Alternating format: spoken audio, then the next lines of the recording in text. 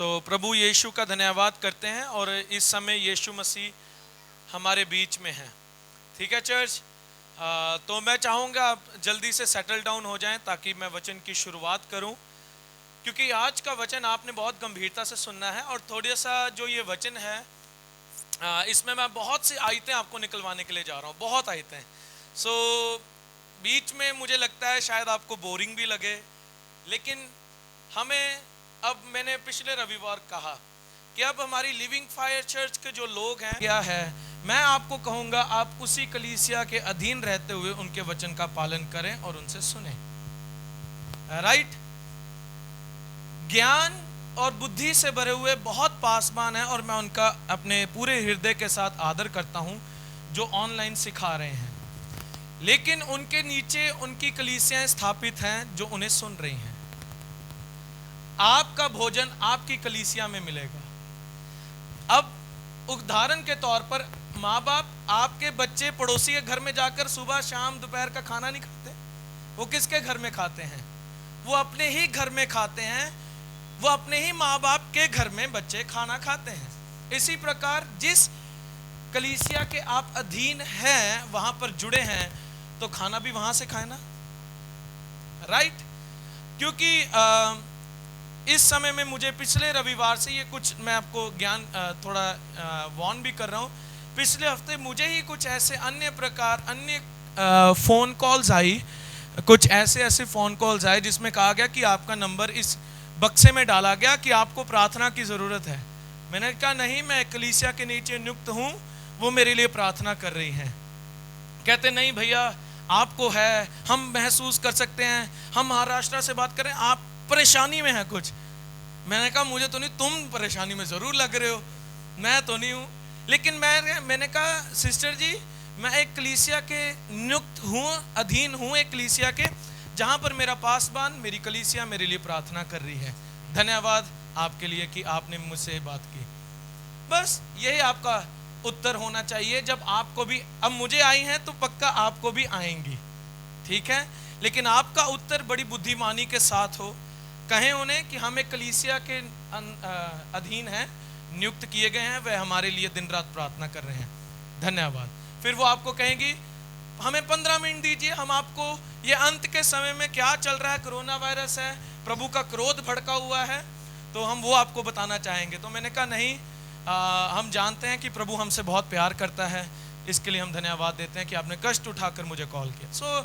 बुद्धिमानी के साथ आप इस प्रकार, क्योंकि मैंने ये आपको क्यों बातें बताई, बहुत सी शिक्षाएं उठ रही हैं, फ़ोन कॉल्स बहुत आएंगे, लेकिन बुद्धिमानी के साथ जहाँ पर आपको रखा गया है विश्वास योग्यता के साथ वहाँ बने रहें और वचन को सीखते रहें।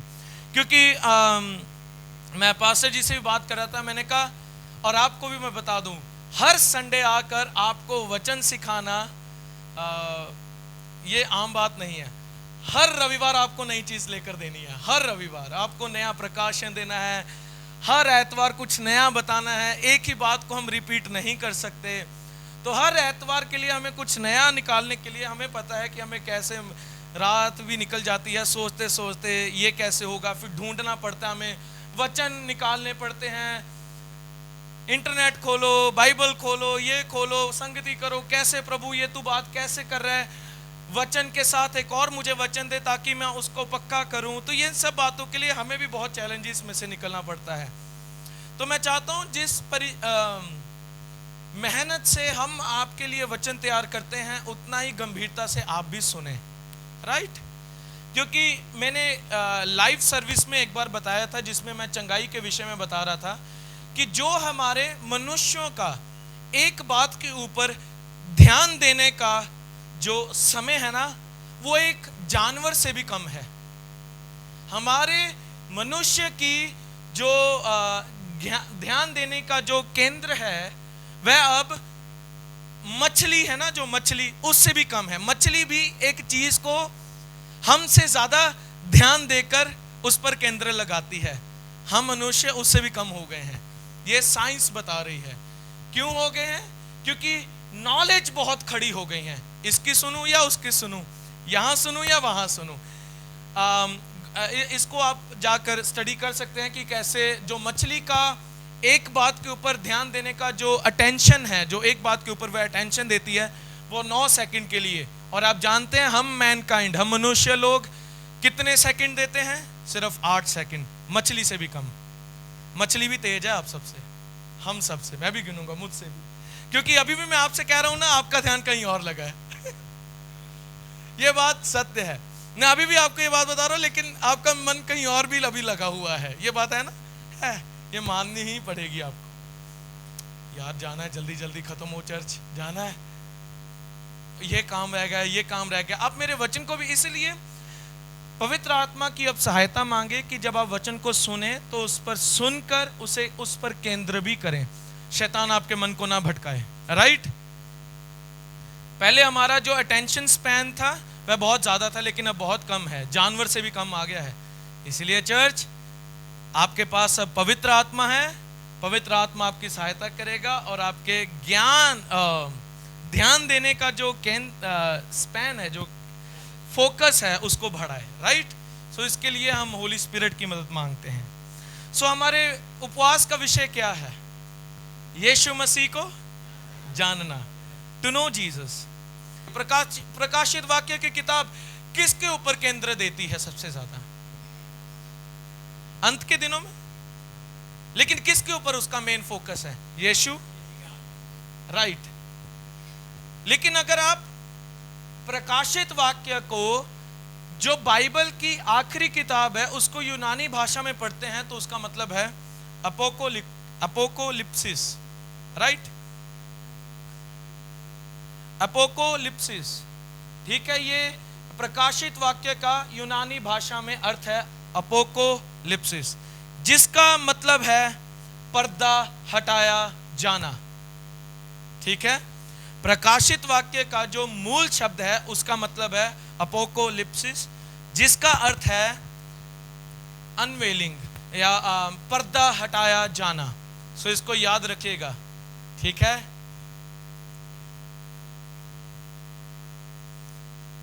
अगर किताब के नाम का अर्थ है,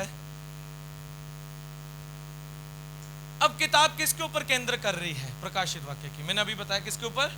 यीशु मसीह के ऊपर।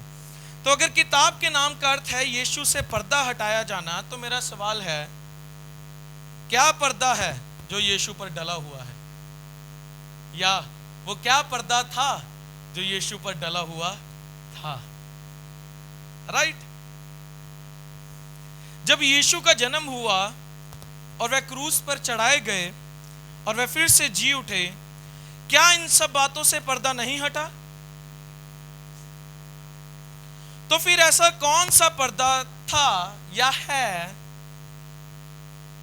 जो अभी भी हटना बाकी है? यीशु मसीह कौन है? आप सब क्या कहेंगे, वह कौन है? आप कहेंगे वह हमारा उद्धार करता है। कलीसिया कहेगी वह हमारा उद्धार करता है। वह आपका उद्धार करता क्यों है? क्योंकि उसने हमारे पापों के लिए जान दी। और आगे मैं पूछूंगा क्यों दी, तो आप उसका भी उत्तर मुझे बता देंगे। राइट, लेकिन प्रकाशित वाक्य तो कह रहा है पर्दा हटाए जाने के विषय में। अगर यीशु मसीह ने इतने कार्य कर दिए, इतना महान काम कर दिया, लेकिन अभी भी पर्दा हटाया जाना बाकी है या हटाया जा चुका है? मेरे साथ निकालें 2 कुरिन्थियों उसका 3 अध्याय और उसकी 7 आयत। अब हम आज यीशु के बारे में जानेंगे। 2 कुरिन्थियों उसका 3 अध्याय। 2 कुरिन्थियों, अपने आसपास देखें, जिनके पास बाइबल नहीं है कृपया करके उनकी मदद करें। पीछे भाई लोगों देख लो, जिनके पास बाइबल नहीं है उनकी मदद करो। आगे पीछे ऊपर नीचे। 2 कुरिन्थियों उसका 3 अध्याय और उसकी 7 आयत।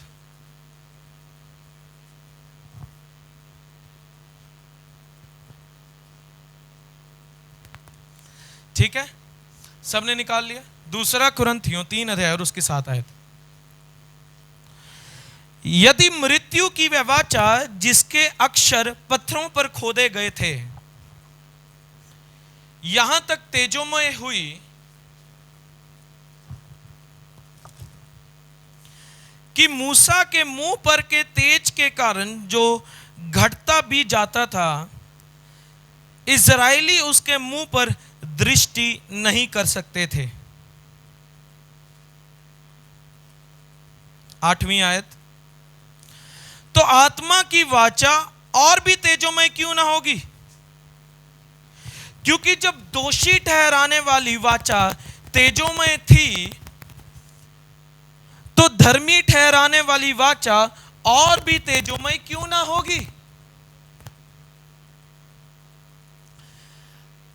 दो वाचाएं हैं बाइबल में जिनका जिक्र होता है, पुरानी वाचा, ओल्ड कवेनेंट, और नई वाचा। पुरानी वाचा को हम किस में पढ़ते हैं? पुराने नियम में जाकर, राइट। और जो पुरानी वाचा है उसका निर्माण कब हुआ, कौन मुझे बताएगा? सो एक क्वेश्चन है आप सबसे। साहिल भाई ने भी इसका उत्तर दे दिया था, उन्होंने बताया था। सो पुरानी वाचा का इस्टेब्लिश कब हुई? वो प्रभु और लोगों के बीच में, इजराइल के लोगों के बीच में। वो कब ये इसकी राइट। अच्छा पास्टर आपको मिला है, वो तब भी उत्तर दे रहा था, अब भी उत्तर दे रहा है, राइट। सो ओल्ड कवेनेंट, जो पुरानी वाचा थी, वो इस्राएलियों को प्रभु ने तब दी जब प्रभु ने उन्हें मिस्र से आजाद किया। ठीक है, ये एक बेसिक बात है, आप सबको अभी याद होनी चाहिए, राइट। मेरा ये अभी हृदय हो रहा है, अभी मैं इसके लिए प्रिपेयर कर रहा हूं कि मैं आपको उत्पत्ति 1 से भी स्टडी करानी है आपको, क्योंकि मंडे बाइबल स्टडी में कोई जुड़ता तो है नहीं सीखने के लिए, तो मैं आपको यहीं पर ही शुरू करूंगा, जहां पर हम उत्पत्ति 1 से भी शुरुआत करेंगे, और मैं उत्पत्ति 1 से लेकर हम प्रकाशित वाक्य तक जाएंगे धीरे धीरे करते। तैयार है ना सीखने के लिए? Very good. सो याद रखें, पुरानी वाचा की जो स्थापना हुई जब प्रभु ने इजराइलियों को मिस्र से छुड़ाया, उस समय प्रभु ने अपने लोगों को मूसा के द्वारा क्या दी? सीने पर्वत पर क्या दी? वाचा। इसके लिए हम निकालेंगे निर्गमन उसका 24 अध्याय और उसकी 8 आयत। हम दूसरा कुरिन्थियों में फिर आएंगे।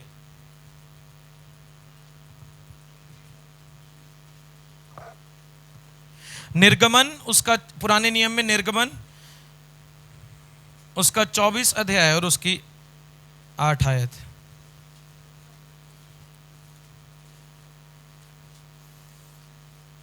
मैं बता दूं चर्च, ऐसी शिक्षा आपको कहीं नहीं मिलेगी जो मैं अब आपको दे रहा हूं। तो अपने आप को वर्दी एक क्या कहेंगे उसे, योग्य और सौभाग्य माने इस बात का कि आपको ऐसी शिक्षा दी जा रही है। सो निर्गमन 24 अध्याय और उसकी 8 आयत। तब मूसा ने लहू लेकर लोगों पर छिड़क दिया और उनसे कहा, देखो यह उस वाचा का लहू है जिसे यहोवा ने इन सब वचनों पर तुम्हारे साथ बांधी है। और वह कौन सी वाचा थी? पुरानी वाचा, राइट। आप सब जानते हैं वह पुरानी वाचा, पौलुस, अभी हमने दूसरा कुरिन्थियों में पढ़ा, वह पुरानी वाचा किस पर लिखी गई? पत्थरों पर, राइट। सो प्रभु ने वायदा किया कि ये मेरे इजरायली लोगों से कि तुम मेरे चुने हुए लोग हो और मैं तुम्हारा परमेश्वर हूं, इस वाचा को देते हुए। निर्गमन उसका 6 अध्याय और उसकी 7 आयत में हम इसके लिए और देखते हैं। निर्गमन, पीछे चलेंगे, निर्गमन 6 अध्याय और उसकी 7 आयत में।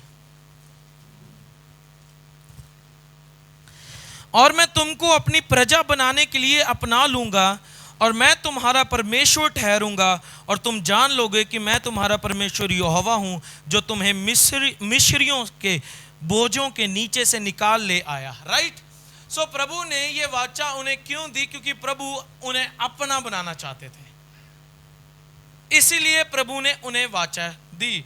और प्रभु ने उन्हें वाचा देते देते, आप जानते हैं 10 कमांडमेंट्स के ऊपर आप सबने इस बारे में पढ़ा है, 10 आज्ञाएं के ऊपर प्रभु ने लिखी। लेकिन उसके साथ साथ जो टोटल पूरी अगर हम गिनती करें टोटल वाचाओं की, अभी जो हम आज्ञाएं पढ़ते हैं वो कितनी है पुराने नियम में? 10 है ना।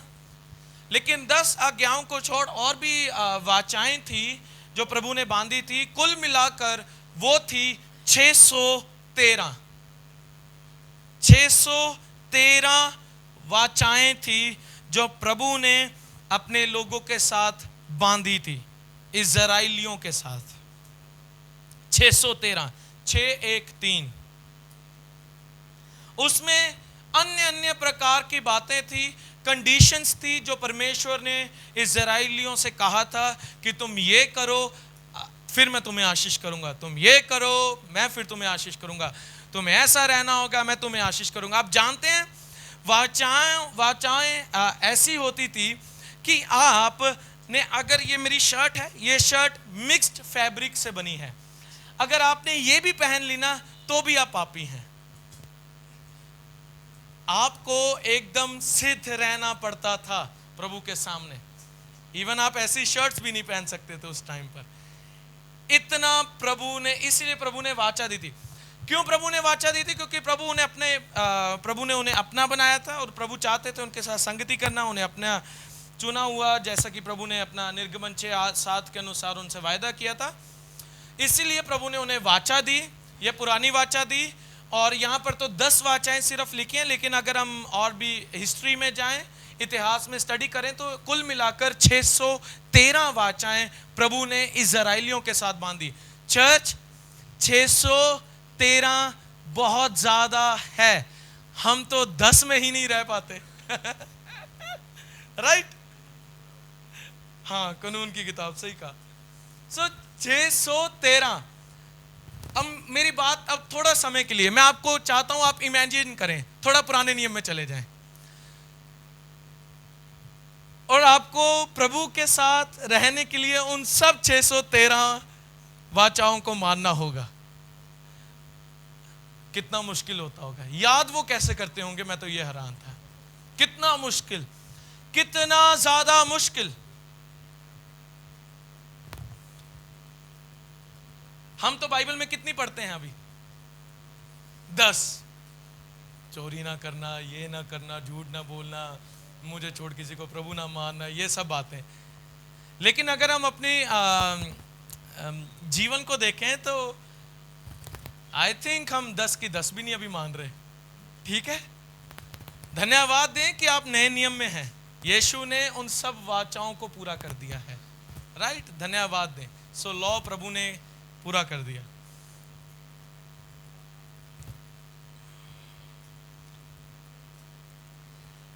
बार बार जब उनसे अब 613 वाचाएं थी और उनसे अब 613 नहीं होते तो कहीं ना कहीं गलती तो हो ही जाती है।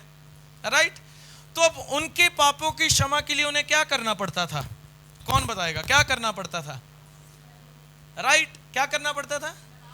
हाँ, जानवरों का चढ़ावा चढ़ाना पड़ता था, बलि देनी पड़ती थी ताकि उनके पापों की क्षमा हो।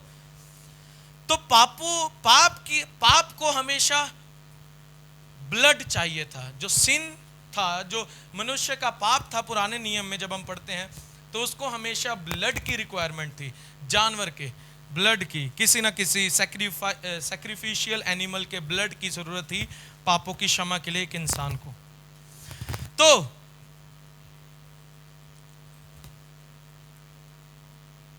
एक और आपको जीके का क्वेश्चन बाइबल में से, ठीक है?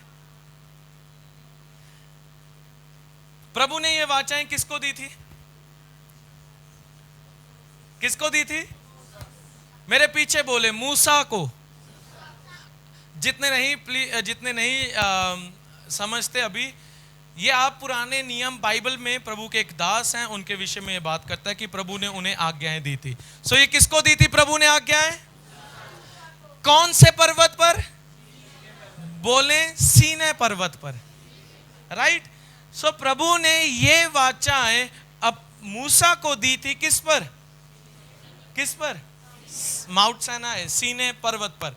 और जो वहां पर प्रीस्ट था, जो याजक था, जो जानवरों का बलिदान चढ़ाता था होली ऑफ होलीज में जाकर, डे ऑफ, राइट, वह कौन था? हारून। Very good. वह कौन था मूसा का? क्या लगता था वह मूसा का कौन लगता था? भाई। वह मूसा का भाई था, उसका नाम था हारून। हारून क्या करता था? वह बलियां लेकर जाता था, लेकिन उसके साथ साथ हारून का बच्चे भी थे जो प्रीस्ट थे और जो उन जानवरों को सैक्रिफाइस करते थे। ठीक है, ऐसा क्यों करते थे? ताकि लोगों का प्रभु के साथ मेल मिलाप हो सके। इसके लिए उन्हें बार बार, आप जानते हैं पुराने नियम में ऐसा है, अगर आप देखें तो जो हाई प्रीस्ट होता था, महायाजक होता था, जो हारून था, वो बैठ भी नहीं सकता था, या हारून के जो पुत्र थे वो बैठ भी नहीं सकते थे जब पापों की क्षमा लोग आते थे लेने के लिए पापों की क्षमा को। तो आप जानते हैं, अब मेरी उदाहरण के, पिंटू भैया आए, अभी आए, आप सब गिनती के हैं, आप सबसे पाप हुए हैं और आप सब कतार में खड़े हैं अपने अपने जानवर लेकर। यहां सिर्फ आप हैं। इज़राइल इतना नहीं था।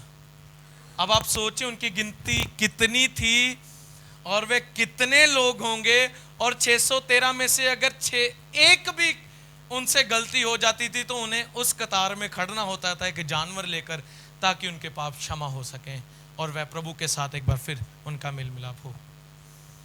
महायाजक बैठ भी नहीं सकता था।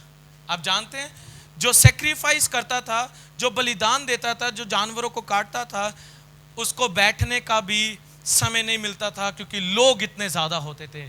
लेकिन नया नियम में देखें, यीशु मसीह ने एक ही बार में अपना बलिदान चढ़ाकर आज कहां हैं?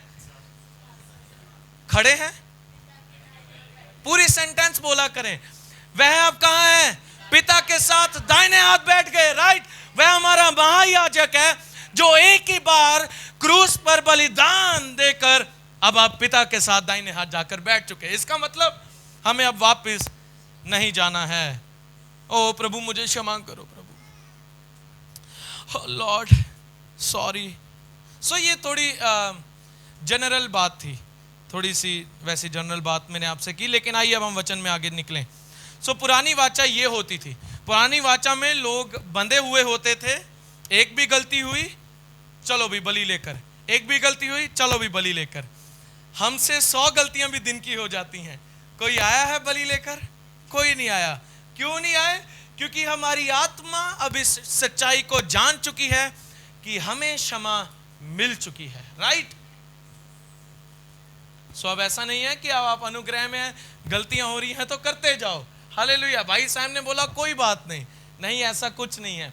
अगर आप नई वाचा में होकर अनुग्रह का इस प्रकार फायदा उठा रहे हैं कि जो मन में आया गलती किए जा रहे हैं, बुरे और भले का ज्ञान पाते हुए भी, तब आप प्रभु के अनुग्रह को बहने से नहीं रोकते, बल्कि आप शैतान के लिए रास्ता खोलते हैं। राइट, ठीक है। प्रभु का अनुग्रह कभी भी आपके जीवन में बहने से नहीं रुकता, वह हमेशा बहता है और वह बहता रहेगा। और आपके जीवन में अगर कोई पाप भी काम कर रहा है, वह उसे भी बाहर निकाल देगा। राइट। आपको सिंफुल नेचर को भी, उस पापमय नेचर, उस पापमय स्वभाव को भी जो अभी भी काम कर रहा है, प्रभु का अनुग्रह इतना सामर्थ्य है कि वह उसे बाहर निकाल देगा।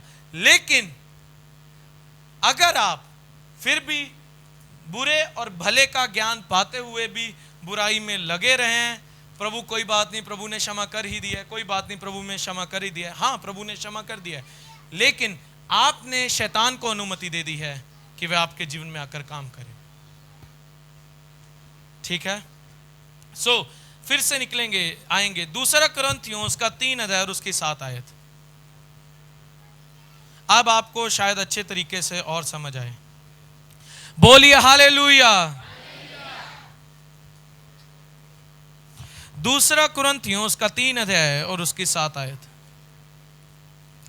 3 अध्याय और उसकी 7 आयत। यदि मृत्यु की वह वाचा, कौन सी वाचा? यहां पर पौलुस उस वाचा को क्या कह रहा है? चर्च। कौन सी वाचा? ठीक है। यदि मृत्यु की वह वाचा जिसके अक्षर किस पर खोदे गए थे, किस पर खोदे गए थे, वहां तक तेजोमय हुई, वह इतनी, प्रभु की वाचाएं भी बहुत तेजोमय थी कि मूसा के मुंह पर के तेज के कारण जो घटता भी जाता था, इस्राएली उसके मुंह पर दृष्टि नहीं कर सकते थे। जो पुरानी वाचा थी वह भी महिमा से भरी थी, और वचन बताता है कि उसका तेज मूसा के मुंह पर था, और वह तेज, ये बात को हमेशा याद रखें, वह तेज क्या हो रहा था, राइट, क्या हो रहा था, घटता जाता था। ठीक है, याद रखिएगा। आज बहुत सी कलीसियां हैं जो पुरानी वाचाओं पर स्थिर हैं, और वह नई वाचा और पुरानी वाचा दोनों को मिक्स करके जी रही हैं, लेकिन जो पुरानी वाचा है वह घटेगी। राइट। अब 8वीं आयत, अब कौन सी वाचा आ गई? पहले कौन सी थी? मृत्यु की वाचा। कौन सी थी जिसे पौल कहता है, वह कौन सी वाचा है? मृत्यु की वाचा, जिसे प्रभु ने मूसा को दी सीने पर्वत पर। वह उससे पौल अब क्या कहता है? मृत्यु की वाचा। लेकिन अब कौन सी वाचा पौलुस बताता है? 8वीं आयत, तो आत्मा की वाचा और भी तेजोमय क्यों ना होगी? हम कौन सी वाचा के अधीन है चर्च आज? मृत्यु की वाचा या आत्मा की वाचा? जब आप यीशु मसीह को जानते हैं, जो हमारे आज के उपवास का विषय है, यीशु को जानना, तो ये बात जान लें कि अब जबकि आपने यीशु को जान लिया है, तब आप उसी घड़ी आत्मा की वाचा के अधीन आ गए, और वह वाचा उस मृत्यु की वाचा से भी बहुत तेजोमय है। सो इसका मतलब अब जबकि आप आत्मा की वाचा के अधीन हैं, तो आप कितने तेजोमय लोग हैं। मेरी ओर ध्यान दें, थोड़ा अपने चेहरे को थोड़ा नींद से, हालेलुया, नींद से बाहर निकलें, देखें तेजोमय हो। आपके अंदर अब तेजोमय काम कर रहा है। राइट, आपके अंदर से महिमा प्रकट हो रही है। राइट, सो मेरी ओर देखें, आपके अंदर से महिमा प्रकट हो रही है। आप तेजोमय से भरे हैं प्रभु के। ठीक है चर्च। अब 9वीं आयत, क्योंकि जब दोषी ठहराने वाली वाचा तेजोमय थी, तो धर्मी ठहराने वाली वाचा और भी तेजोमय क्यों ना होगी। सो यहां पर प्रेरित पौलुस पुरानी वाचा की सेवकाई में बता रहे हैं, जो कि पत्थर पर लिखी गई, और उस वाचा को वह क्या कहते हैं? मृत्यु। और नौ पौलुस क्या कह रहे हैं उसे, यहां पर देखें 9वीं आयत, क्योंकि जब दोषी ठहराने वाली वाचा मृत्यु और दोषी की वह वाचा थी, जो वाचा प्रभु ने उनसे बांधी थी। अब उन्हें पौलुस कौन सी वाचा बोलता है? मृत्यु। वो वाचा जो पत्थर पर खोदी गई, उसे पौलुस क्या कहता है? वह मृत्यु और दोषी ठहराने वाली वाचा। लेकिन अब जब हम 10वीं और 11वीं आयत में पढ़ते हैं, यहां पर लिखा है, और जो तेजोमय था वह भी उस तेज के कारण जो उससे बढ़कर तेजोमय था, कुछ तेजोमय ना ठहरा। हालेलुया। 11वीं आयत, क्योंकि जब वह घटता जाता था तेजोमय था, तो वह जो स्थिर रहेगा और भी तेजोमय क्यों ना होगा। अब कौन सी वाचा स्थिर है इस समय में? कौन सी वाचा स्थिर है इस समय में? मेरे पीछे बोले, आत्मा की वाचा। राइट। अब आप जितने जन हैं, आप सब इस समय कोई भी मृत्यु और दोषी की वाचा के अधीन नहीं है। आप सब अब आत्मा की वाचा के अधीन हैं।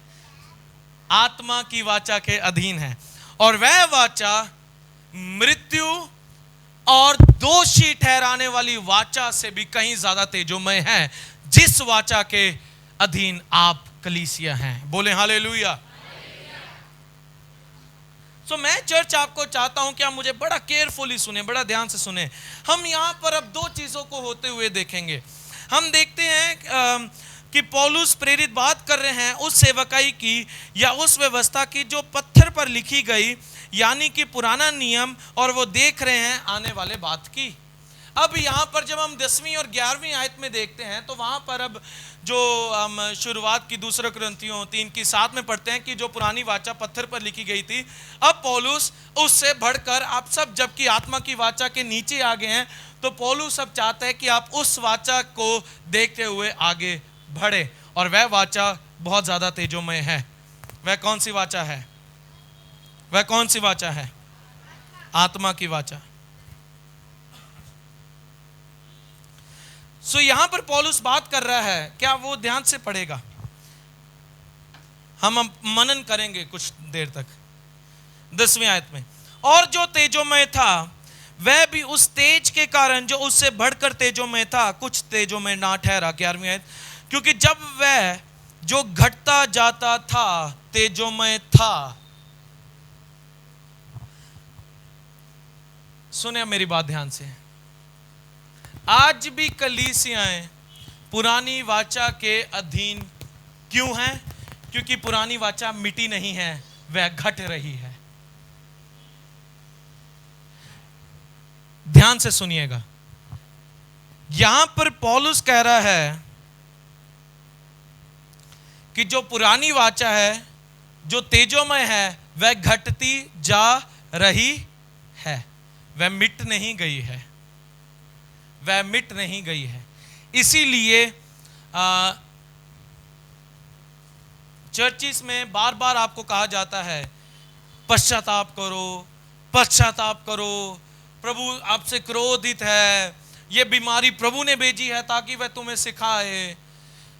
कौन ये विश्वास करता है कि प्रभु बीमारी को भेजता है हमें कुछ सिखाने के लिए? मेरी अभी पिछले हफ्ते किसी से बात हुई, वो हमारी कलीसिया से नहीं है, तो वो बीमार हैं और उनका इलाज चल रहा है पीजीआई में, और वह मसीह हैं बहुत समय से। मैं किसी और व्यक्ति की बात कर रहा हूं।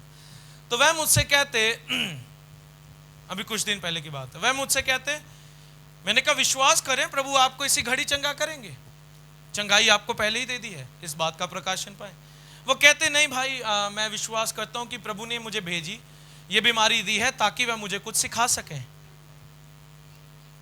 मैंने कहा मुझे बड़ा अच्छा लगा ये बात सुन के, तो मैं अब आपको एक और राय दे सकता हूं अगर आप मानेंगे मेरी। कहते जी आप दीजिए। मैंने कहा अगर आपको प्रभु कुछ सिखा रहे हैं तो कृपया करके पीजीआई में इलाज ना करवाएं, तो सीख लेना कुछ, क्यों जा रहे? तो वो मुझसे कहता कोई बात नहीं। अब वो क्या उत्तर दें? अगर आपको प्रभु कुछ सिखा रहे हैं बीमारी देकर तो सीख लो, फिर इलाज भी कराना है, सीखना भी है, फिर क्यों भाग रहे हो? अब जब है तो सीखो, राइट? एक बात पर अपने खड़े रहो। सो मैंने उन्हें वचन में से बताई, मैंने बातें की। मैंने कहा प्लीज ये कौन सी वाचा में अभी भी घिरे हुए हैं? ये कौन सी वाचा में घिरे है वे व्यक्ति? मृत्यु और दोषी की वाचा में, जो अपने आप को यही कह रहा है, जो ये सोचता है कि अच्छा बीमारी किसको उत्पन्न करती है चर्च? ना, बीमारी किसको लाएगी? सॉरी, बीमारी किसको लाएगी? हाँ राइट, कोई सही बोल रहा है। बीमारी मृत्यु को लेकर आती है, राइट? तो क्या मृत्यु पिता देता है? तो वह कहां से हमें मृत्यु देकर हमें कुछ सिखाएगा? ठीक है।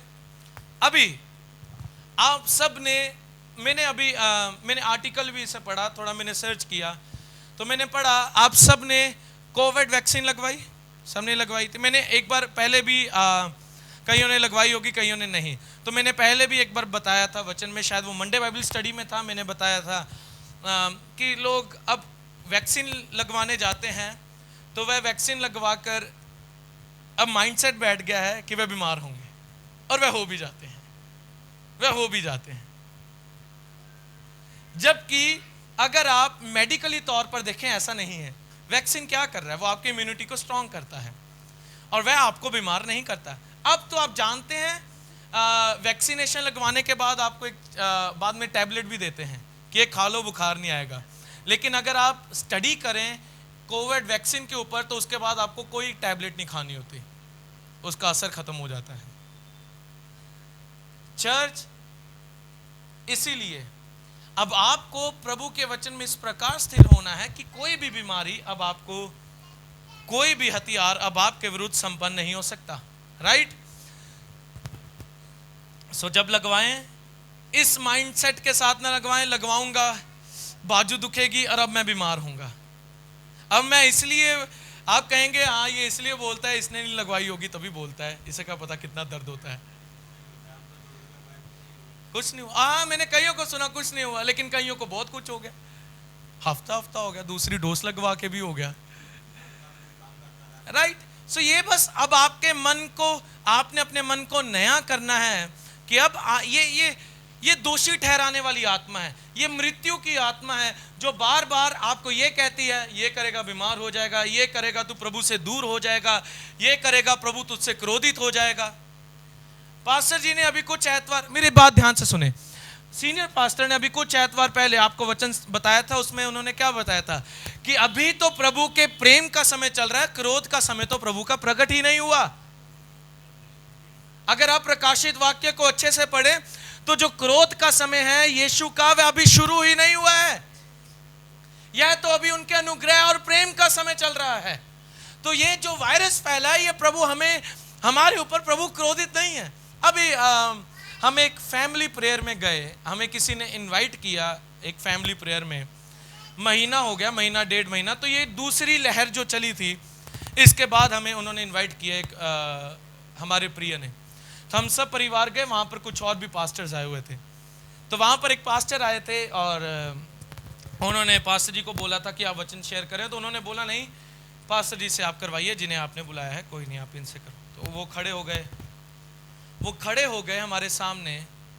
तो मैं आपको नहीं बताऊंगा वह कौन थे, कहाँ से थे, सो मैं रिस्पेक्ट करता हूँ उनकी बहुत, लेकिन मैं बता रहा हूँ कि वह आज भी कलीसिया पुरानी वाचा के किस प्रकार अधीन है। उन्होंने बाइबल ली, आप यहां पर जितने बैठे हैं सबके ऊपर मृत्यु का आत्मा साया कर रहा है, और वह कोरोना वायरस है। इसी घड़ी हम सब आए, पश्चाताप करें और प्रभु से कहें, प्रभु अपना क्रोध मुझ पर ना दिखा। और वह कहाँ से कहाँ वो उन्होंने आधा घंटा लिया, लेकिन हम उनकी रिस्पेक्ट करते हैं, हम उनसे प्यार करते हैं, हमें भी करना पड़ा है। यस। लेकिन बात क्या है कि वह अभी भी पुरानी वाचा के अधीन है, जो मृत्यु और किसकी बात करती है, दोष की बात। वह भी तेजोमय है, वह भी तेजोमय है, लेकिन उसका तेजोमय अब घट रहा है, क्योंकि अब कौन सी वाचा है, अब कौन सी वाचा है, हम किस वाचा के अधीन हैं, आत्मा की वाचा के अधीन, जिसमें हमने क्या पाया, जीवन पाया, यूहन्ना 10:10 अनुसार, और बहुतायत का जीवन पाया, ना मृत्यु ना दोष पाया। वचन कहता है अब हम उस आत्मा की वाचा के अधीन हैं, जो उस मृत्यु और दोष ठहराने वाली वाचा से भी कहीं ज्यादा अब तेजोमय है। और वह वाचा, जिस वाचा के आज हम अधीन हैं, वह वाचा अब हमारे जीवन में क्या उंडेल रहा है, जीवन और बहुतायत का जीवन। बोलिए हालेलुया।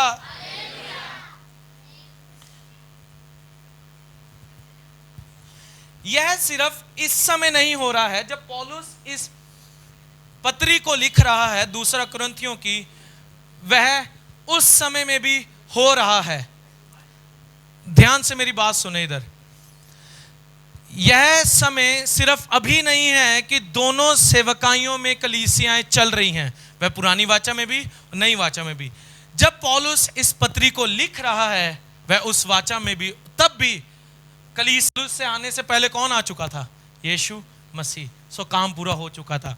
इसीलिए पौलुस इस प्रकाशन के साथ कलीसिया को भी लिख रहा है, और वह उस समय में भी कलीसिया दोनों वाचाओं के अधीन, वह मृत्यु और दोष के भी अधीन चल रही थी, वह आत्मा की वाचा के भी अधीन चल रही थी। लेकिन अब पौलुस उन्हें कह रहा है तुम्हें एक वाचा के अधीन आना होगा, और वह वाचा अब उस वाचा से, जो वाचा पत्थर पर लिखी गई थी, कहीं ज्यादा तेजोमय है। और वह वाचा कौन सी है? बोले हालेलुया।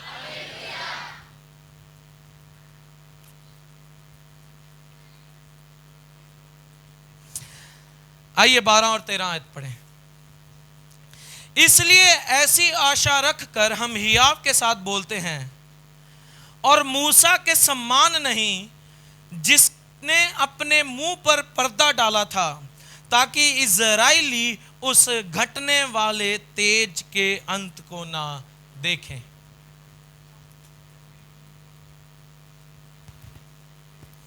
और अब दोबारा पौलुस प्रेरित कह रहे हैं कि पुरानी व्यवस्था में जो तेज था उसका नाश होना निश्चित था, और वो बीत रही थी, और उसका अंत होना था। वह इस 12 और 13 आयत में फिर इसे कहते हैं, राइट। अब इसके 14 और 15 में देखें। परंतु वे मतिमंद हो गए, क्योंकि आज तक पुराना नियम पढ़ते समय उनके हृदयों पर वही पर्दा पड़ा रहता था। फिर से पढ़ेंगे। चर्च मेरे साथ आप हैं? ठीक है। 14 आयत। परंतु वे मतिमंद हो गए, क्योंकि आज तक पुराना नियम पढ़ते समय उनके हृदयों पर वही पर्दा पड़ा रहता है, पर वह मसीह में उठ जाता है। कौन सा पर्दा? कौन सा पर्दा? यस, पुरानी वाचा का पर्दा। कौन सा पर्दा? और वह पुरानी वाचा क्या है? मृत्यु और दोषी ठहराने वाली वाचा। ठीक है, वह पुरानी वाचा। अब क्या कहता है पौलुस 15वीं आयत में?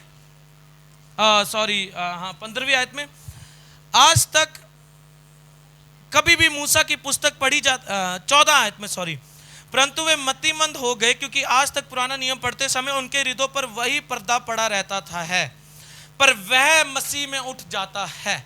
सो चर्च, अब जबकि आप मसीह में हैं, तो अब पुरानी वाचा आपके जीवन में से जा चुकी है। अब आप नई वाचा के अधीन है, और वह वाचा जीवन और आत्मा की वाचा है। आमीन। और वह वाचा में सिर्फ जीवन की बातें हैं, कोई मृत्यु की बातें नहीं, कोई बीमारी की बातें नहीं। 15वीं आयत। आज तक जब कभी मूसा की पुस्तक पढ़ी जाती है, तो उनके हृदय पर पर्दा पड़ा रहता है। ठीक है, आज भी मूसा की पुस्तक पढ़ी जाती है, और आज भी उन लोगों पर क्या है? पड़ा रहता, वो अभी भी है। ठीक है, परंतु जब कभी उनका हृदय प्रभु की ओर फिरेगा, क्या लिखा है आगे? तब वह पर्दा उठ जाएगा। वाह, इतने ध्यान से कभी पढ़ा? कितना अच्छा लग रहा है ना। इसीलिए कहते हैं वचन को मनन करें ध्यान से, वचन बहुत कुछ कह रहा है। यहां पर पर्दा उठ गया, लेकिन वह पर्दा किस प्रकार उठा? 16वें आयत में, परंतु जब कभी उनका हृदय प्रभु की ओर फिरेगा, तब वह पर्दा उठ जाएगा। अब मेरी बात को बड़े ध्यान से सुनिएगा चर्च। जो विश्वासी आज भी अपने आप को मसीह में आने के बाद भी दोषी, पापी मानते हैं, अभी तक उन्होंने नया जन्म नहीं पाया। वो यहां पर भी हैं, वो यहां पर भी बैठे हो सकते हैं, उन्होंने स्तुति भी की, आराधना भी की है, लेकिन वे यहां से वचन अभी सुनकर चले भी जाएंगे। लेकिन अगर वे अभी भी अपने आप को दोषी मानते हैं, अभी भी अपने आप को मानते हैं कि प्रभु उनसे प्यार नहीं करता, प्रभु ने यह बीमारी भेजी है सिखाने के लिए, इसका मतलब पौलुस कहता है उनका मन फिराव नहीं हुआ, क्योंकि नई वाचा में यह नहीं है। नई वाचा में यह बातें नहीं है। नई वाचा किन बातों की किसकी बात करता है? नई वाचा सिर्फ जीवन की, जीवन की, उसमें मृत्यु नहीं है, जीवन की। राइट। सो आगे 17वीं आयत, प्रभु तो आत्मा है और जहां कहीं प्रभु का आत्मा है वहां स्वतंत्रता है। बोले हालेलुया। क्या बात है। सो अब मेरी बात सुने, जब आप मन फिराते हैं, जब आप नया जन्म पाते हैं, उसी घड़ी जो पुरानी वाचा है, जो आप मृत्यु में अपने आप को दोषी ठहराए जाने में बिता रहे हैं, तो वह वाचा से आप आजाद होते हैं और प्रभु का आत्मा आप में आकर बसता है, तो आप स्वतंत्रता वाला जीवन बिताना शुरू कर देते हैं। और उस जीवन में क्या है? राइट, शांति, आनंद, आजादी, चंगाई, खुशहाली। अब मेरी बात को ध्यान से सुनिए, जो 17वीं आयत है ना, प्रभु तो आत्मा है और जहां कहीं प्रभु का आत्मा है वहां स्वतंत्रता है। एक्चुअली इसे अगर आप यूनानी भाषा में इस आयत को पढ़ते हैं तो ये ऐसे नहीं लिखी गई है। सो अगर आप लिख सकते हैं तो कृपया करके यहाँ पर आप बाइबल पर लिख लें, या कहीं लिख सकते हैं तो उसे लिख लें, क्योंकि ये लिखना बहुत ज़्यादा ज़रूरी है। एक्चुअली ये जो आयत लिखी गई है वो इस प्रकार यूनानी भाषा में लिखी गई थी, प्रभु तो आत्मा है और जो कोई प्रभु को आत्मा जानकर ग्रहण करेगा वहां स्वतंत्रता होगी। यह इब्रानी में सही तरीके से लिखी गई थी, ट्रांसलेशन गलत हो गई है। ठीक है, ऐसी गूढ़ बातें कोई बताएगा आपको? सीख लो। 17वीं आयत, प्रभु तो आत्मा है और जहां कहीं प्रभु का आत्मा है वहां आजादी है। ऐसा नहीं है प्रभु का आत्मा कोई मजाक है, जहां कहीं है प्रभु का आत्मा आजादी है, ऐसा नहीं है। हम ऐसा नहीं प्रभु के साथ कर सकते। इसका मतलब प्रभु का आत्मा तो हॉस्पिटल में भी है। मुझे फ्रीडम नहीं दिख रही, मुझे फ्रीडम नहीं दिख रही। प्रभु का आत्मा एम्स में भी है, मुझे फ्रीडम नहीं दिख रही, मुझे फ्रीडम नहीं दिख रही। एक्चुअली आयत ऐसे नहीं है, प्रभु का आत्मा जहां है वहां स्वतंत्रता है, नहीं। लिख ली सबने, मैं फिर कहूंगा, ये आयत इस प्रकार लिखी गई, प्रभु तो आत्मा है और जो कोई प्रभु को आत्मा जानकर ग्रहण करता है वहां स्वतंत्रता होगी। ऐसा नहीं है प्रभु कहीं भी है तो स्वतंत्रता है। प्रभु तो हर जगह है, he is omni present, he is everywhere, वो हर जगह है। लेकिन ऐसा नहीं है कि वह हर जगह स्वतंत्रता है। लेकिन जो कोई प्रभु को आत्मा जानकर, हम किसकी वाचा की बात कर रहे हैं? हाँ, मेरे साथ जुड़े रहे। कौन सी वाचा की बात कर रहे हैं? आत्मा की वाचा। तो जब हम उसे आत्मा जानकर ग्रहण करते हैं, बोलिए हालेलुया, कितनी खुशी की बात है। तो आप में से कितनों ने आज उसको आत्मा जानकर ग्रहण किया है? कितने हैं? वाओ, कितनी सुंदर बात है। इसका मतलब आपने नया जन्म पा लिया है। सो चर्च, कॉन्ग्रेचुलेशन, अब आप पुरानी वाचा से छुड़ा लिए गए हैं। सो अभी भी कोई अपने आप को दोषी मानता है? अभी भी कोई अपने आप को दोषी मानता है? ओ मैं पापी हूं, बाइबल पकड़ने के लायक भी नहीं हूं। नहीं, वह आपके कामों से अभी ये प्रकट नहीं होता। यीशु ने सब कुछ क्रूस पर पूरा कर दिया है।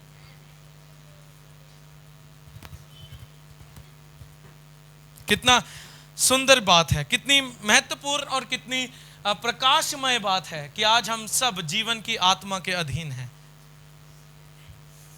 लेकिन जो कोई उसे ग्रहण, इसीलिए चर्च में बहुत से विश्वासी हैं जो आए मसीह में। हमारे बहुत से ऐसे कुछ लोग भी थे जो आए प्रभु में, लेकिन वे चले गए, वे टिके नहीं, वे रुके नहीं। लेकिन मैं हमेशा सोचता था, प्रभु वे क्यों चले गए, प्रभु वे क्यों चले गए, प्रभु वे क्यों चले गए। अब मुझे पता चला वे क्यों गए, क्योंकि उन्होंने कभी भी उसे प्रभु जानकर ग्रहण ही नहीं किया था। बात क्या हो गई, वह परेशान थे, उन तक वचन पहुंचा, वह भावनाओं में ही कलीसिया के साथ जुड़ गए, प्रभु ने उन्हें आजाद किया। जब सब कुछ अच्छा हो गया तो वह चले गए। अंदर से उन्होंने अपना जीवन कभी प्रभु को दिया ही नहीं। सो मैंने कहा थैंक यू जीसस, आपने इस बात को क्लियर किया। आप जितने यहां पर हैं और जितने अंत तक रहेंगे वही हैं जो नया जन्म पाए हुए होंगे। राइट? सो बहुत है, अभी बहुत है, ठीक है। मेरे अभी आप देखें तो मैंने बहुत कुछ अभी याद देखे, मैंने बहुत अभी बहुत था, बहुत ओ पाजी, और मैं बहुत सीखा, नया ताली बहुत मेहनत करता सीखा ले बहुत। अभी यहाँ पर भी ख़त्म नहीं था, मैंने और भी लिखना था, तो मैंने कहा चलो मैं कोशिश करूँगा इसे कल ख़त्म करके अगले एतवार में और भी शुरू करेंगे। लेकिन अभी तो 100% में से 25% हुआ, लेकिन यही आपके लिए काफ़ी है। राइट? इसे ही समझें अभी तक। कितनी सुंदर बात है ना। अब आप कौन सी वाचा के अधीन हैं? आत्मा की वाचा। और वह वाचा में स्वतंत्रता है, वह वाचा में जीवन है, वह वाचा में चंगाई है, वह वाचा में खुशहाली है, वह वाचा में आनंद है, और वह वाचा यीशु मसीह में है। तो आइए हम यीशु मसीह में आनंद मनाएं, क्योंकि यीशु ने अपनी जीवन की वाचा के अधीन जबकि हम आ गए हैं तो उसने सब कुछ पूरा कर दिया है। राइट? तो आइए हम सब कुछ यीशु के हाथों में दें। अभी भाई साहिल ने बड़ी सुंदर से बताया, वह मार्था, मरियम और लाजर से प्रेम रखते थे, लेकिन देरी हो गई। वह अच्छी ही है। सो आपके कार्य को अगर देरी है तो कहें वह अच्छी है। कहते हैं ना टीवी सीरियल में, वो एड में, दाग अच्छे हैं। हम कहें देरी अच्छी है। मेरे पीछे कहें देरी अच्छी है। राइट? सो अब आप सब इस ट्रुथ को जान लें कि आप सब जीवन की वाचा के नीचे हैं और प्रभु आपके लिए काम कर रहा है। ऐसा ना सोचें कि प्रभु नहीं कर रहा। वह आपके परिवार के जीवन में भी काम कर रहा है, वह आपके भी जीवन में काम कर रहा है। वह कभी भी आपको अकेला नहीं छोड़ता, वह हमेशा अपने वायदों को पूरा करता है और वह आगे करेगा भी, क्योंकि अब आप सब ने उसकी आत्मा को आत्मा जानकर ग्रहण किया है। तो अब आपने स्वतंत्रता पाई है और यह प्रभु की जिम्मेवारी है कि वह सभी बातों को आपके जीवन और आपके परिवार में पूरा करे। सो ये है यीशु को जानना। अब यीशु कौन है? जीवन की वाचा। राइट? सो मैं ये विश्वास करता हूं हमारे उपवास का विषय पूरा हुआ। ठीक है, हमने यीशु को जान लिया। वह दोषी ठहराने वाला या मृत्यु को फैलाने वाला नहीं है, वह जीवन का आत्मा है जो जीवन की बातें ही फैलाता है, जो जीवन की बातें करता है, जिसने हमें जीवन दिया और वचन कहता है बहुत आयत से जीवन दिया। सो एंजॉय करें प्रभु की प्रेजेंस का, उपस्थिति का। वो आप सबके साथ हैं। अब आप सब आत्मा की वाचा के अधीन हैं। हालेलुया। सो आइए हम सब खड़े होंगे, धन्यवाद देंगे ऊंची आवाज।